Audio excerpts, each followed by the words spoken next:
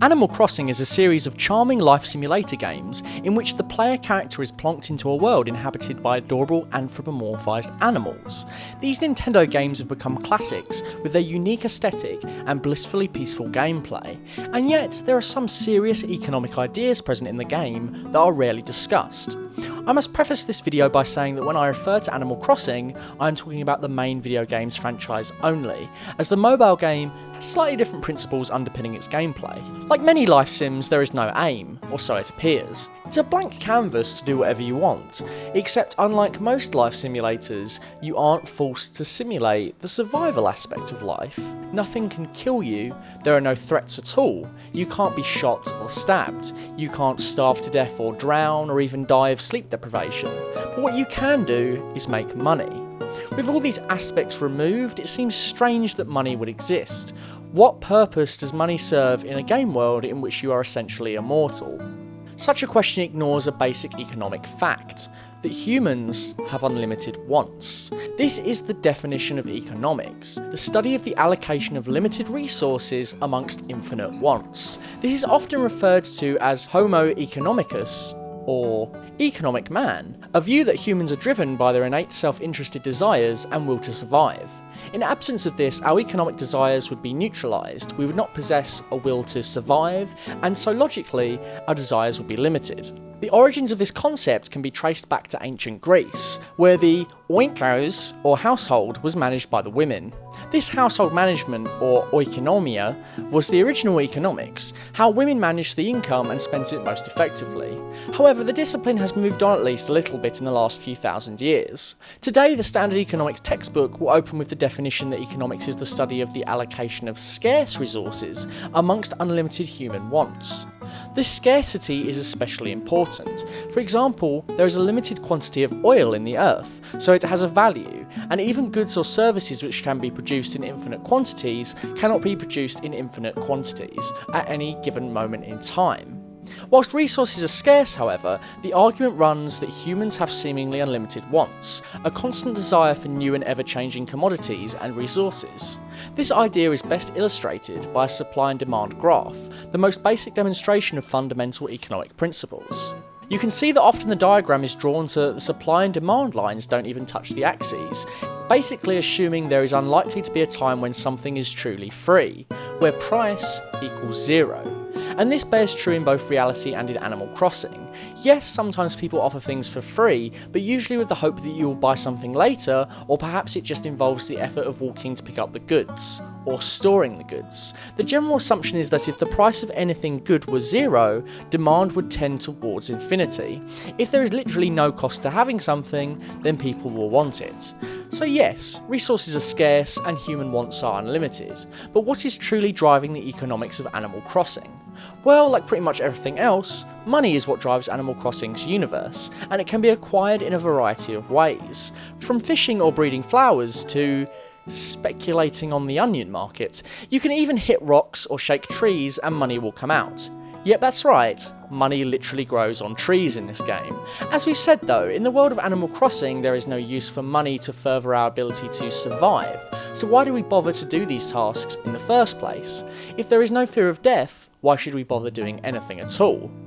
Well, Animal Crossing shows us that even in paradise, the primary driver of humanity is our dominance comparative to others, not just our absolute wealth. All Animal Crossing games start in a similar way. We get introduced to our new town and we get given a new house. The house is tiny and unfurnished. We are then shown that we can pay off our mortgage and get a bigger house. Once we pay off this mortgage, we can then get a bigger house, and so on and so forth. The true objective of the game is simply to acquire stuff for stuff's sake. Almost anything you acquire in the game can be used to furnish your house, change your outfit, or give you a fancy new tool to show off to your neighbours. Even if this acquisition means donating your stuff to the museum, because the museum is still your museum, if somebody visits it's literally only you who can donate to it. It is your private collection, just in a different location. This notion of hierarchy in our ability to obtain property is epitomised by the Happy Room Academy, or Happy Home Academy in later games, which scored your house on how stylish it was. This was mainly based on feng shui, but demonstrated that even fashion had a number, and you can be good or bad at it. Everything in the game pushes you to obtaining stuff for no other reason than the ability to show it off. It makes you want to be better than your neighbour.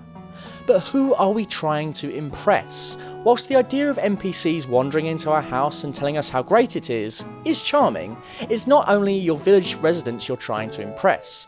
Every Animal Crossing game, even the GameCube version, had a functionality to let a friend visit your village and check out how sweet it is.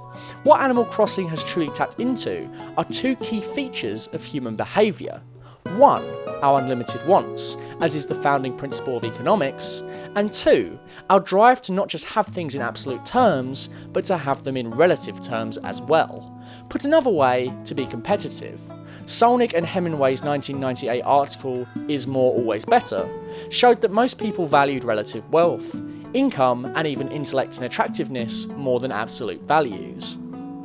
There are no other pursuits in the game other than trying to get stuff other people would envy, or get the highest HRA score, or the most complete museum. Compared to The Sims or other sim games, there are far fewer subjective elements in Animal Crossing. You either have the most fish in your museum, or you don't. You either have the most money or the biggest house, or the most stylish house, or you don't. It's win or lose. Just the way humans like to see the world, you know. Simple, black and white, easy to process. Of course the real world isn't like this, hence why games are perfect for analysis. Now you might be thinking I've put all my emphasis on physical property and nothing on societal value, when I clearly just mentioned status as a human desire. Well, this is where Animal Crossing takes possession and competitive nature to a new level, by combining it with skill at social interaction and social hierarchy. If you are nice to the inhabitants of your village or city, they will become your friends. If you talk to them often and send them letters, they will reciprocate and remain loyal to you. If, however, you neglect your inhabitants and a friend comes to visit your town, well, they could up sticks and move to their game. That's right, they can own that squirrel you really liked. Social dominance has been commodified. Animals' hearts can be won through work. Send them a letter and a cool chair and the denizens will love you. If you leave these acts to other humans, you could lose your dearest animal friends. In essence, Animal Crossing provides a more fitting simulation of human behaviour than some of its more survival-orientated life simulation competitors.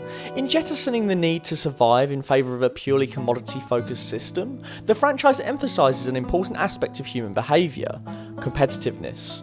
This takes precedence over all other mechanics within the game's world, and motivates us to continue playing in the same way that other games motivate us through accumulation of food, health, or other survival elements. Put simply, in a world where money grows on trees, all we really want is the bigger tree.